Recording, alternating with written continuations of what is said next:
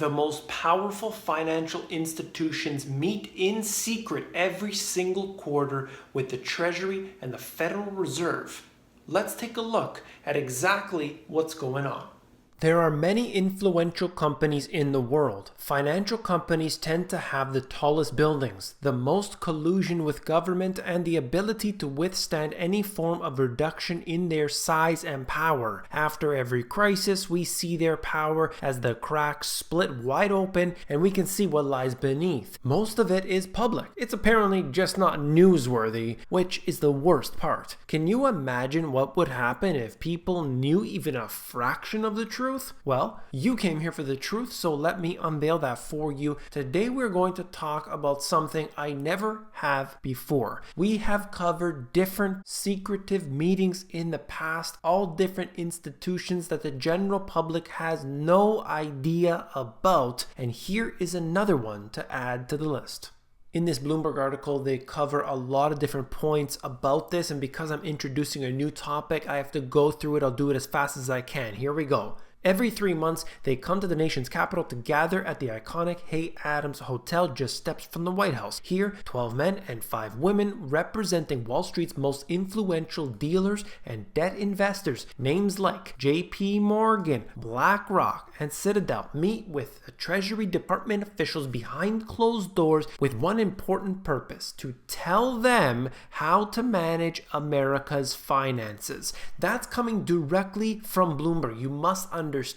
So we have the biggest names in the financial industry meeting behind closed doors. We don't know what's happening, and they're meeting with those in the government. Does that strike you as a problem? Anybody out there? No, of course not, because they wouldn't do anything wrong. They're just really good advisors because they are the biggest people in finance. We can trust them. Nothing went wrong in 2007 and 2008. There was no problems, no shortcomings, no failures to worry about, and these individuals had nothing to do with it, or they weren't complacent. Let's just let them continue this because everything is just fine. Look, the stock market has been in a bull market for 10 years. We should just let it go. Created in the 1940s to help the U.S. government oversee its burgeoning debt burden, the group of bond market whisperers has at times been criticized for its secretive nature and potential conflicts, but the advice of the 17-member Treasury Borrowing Advisory Committee, commonly referred to as TBAC, has arguably never been more important. Of course, as time goes on, these groups, these meetings, these clubs are always becoming more intertwined with government, and you can't have any transparency just like the Fed, because that would ruin everything. No, that would be a problem for you. And of course, you have some propaganda from Stanford at the bottom. Treasury debt management is a big issue, and it's going to become a much bigger issue now that the fiscal deficits are going to be so large. TBAC contributes importantly in providing advice from large financial firms. It's as if that was a written statement provided to him that he had to say. My goodness, how much collusion we have today is unspeakable. During the day-long meeting, members provide Treasury officials advice on financing options for the current quarter and guidance on long-term debt management policies. The committee's chair just so happens to be from Goldman. I'm always intertwined in the government Sachs. They present the report, laying out what's generally viewed as Wall Street's position on those matters to the Treasury Secretary. Of course, all the way at the very top of the food chain, these people are connected and conjoined at the hip. Don't ever let them think that we don't know exactly what's going on. Unfortunately, too few of us know the truth. At the bottom, there's some juicy details. Less well known is the fact that TBAC meets regularly in Washington with Fed board members in an unofficial advisory capacity, generally around the same time as the Treasury's refunding, as long as it doesn't coincide with the meetings. The meetings are strictly for board members, gather information from TBAC members rather than the other way around. Okay, doesn't really matter to me, all I'm concerned about is the fact that behind closed doors, we have this group of extremely influential individuals at the very top of the financial food chain. They're interconnected with government, and then they sit down quarterly with the Federal Reserve and with the Treasury, and they tell them what to do. My goodness, I can't believe it that this can be allowed to go on with at least some public knowledge, and yet the media never talks about it. Why isn't this brought to the public eye? Of course, we know the real reason. Now, I want to show you exactly who is part of this club. You can see for yourself in this list. On the left-hand side, you can see their names. In the middle, you see the company they work for. What are we talking about? JP Morgan, Vanguard, Citigroup, Morgan Stanley, Bank of America, and it goes on. The biggest names are here, and you must understand how well connected these individuals are in with the government in this advisory type role, as well as the fact that they keep going in a revolving door. And I'm sure you know what the revolving door is about, and I want to talk about that for a moment today. I just wanted to show you the fact that directly on the Treasury's own website, you can actually see the TBAC, see the breakdown of it, the information that they provide for you. I wanted to give that to you in case you're interested directly on the treasury.gov website.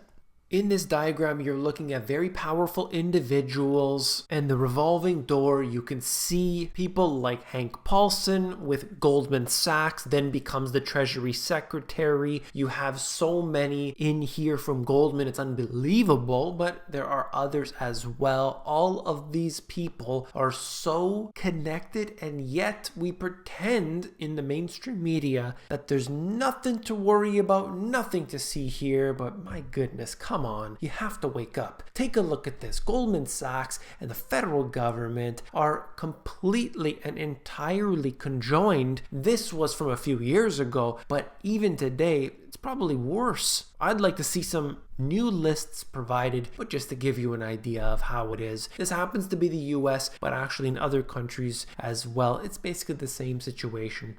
You could look at this in Europe as well. 1/3 of all top staff in the department regulating finance either worked for the financial industry before public office or after leaving it. That's the revolving door. And no matter how many issues we encounter over the years, nobody ever gets punished. LIBOR scandal, the bankers who fixed the world's most important number. You know LIBOR, over $300 trillion at one point was trading using this interest rate. And yet today, all we had was a little slap on the wrist for those who were caught. It's not the individuals on the low level that are responsible. It's at the very top. They know this is going on. What about the ex-JP Morgan silver trader's guilty plea could boost manipulation claim against the bank? You're seeing this one person who is just a small piece of the puzzle as far as I'm concerned, pleading guilty in October to fraudulently manipulating the precious metals markets from 2009 to 2015. It's not one person. My goodness. How can they throw this in your face and people just suck it up? They believe it. But have no fear, you can see the third point. Regulators have been cracking down on market manipulation in the decades since the 2008 financial crisis. Watchdogs have focused their attention on areas of Wall Street that few laymen pay any attention to. So don't worry, there isn't a problem here. We don't have to have any concern. Oops, wait a second. How about this? This is a complete list of Wall Street CEOs prosecuted for their role in the financial crisis.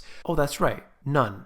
Absolutely no one was responsible for what happened during the financial crisis. Not a single person was punished.